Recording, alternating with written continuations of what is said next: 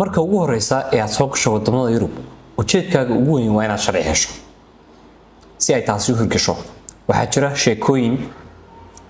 iyo qisooyin laga sugayo dhihistooda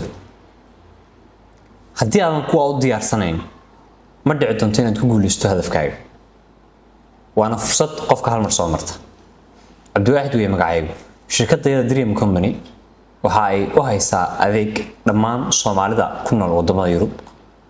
adeegaas oo ah in la siiyo adeeg diyaarneed ay u baahan yihiin xilliga wareysiga galayaan si ay hadafka ugu guuleystaan gaar ahaan wadanka uu ku yaalo xafiiskaygu ama xarunteeda dhexe ee Greega Soomaalidu marka ay soo gasho waxaan ka diyaarinaa sidii ay u heli lahaayeen sharciga u qalmaan annagoo siina diyaarinta ku habboon meel ay joogaan si aad u hesho faahfaahinta ka badan waxaad u baahan tahay inaad timaado xafiiskayga ama aad ii soo dirtid fariintaada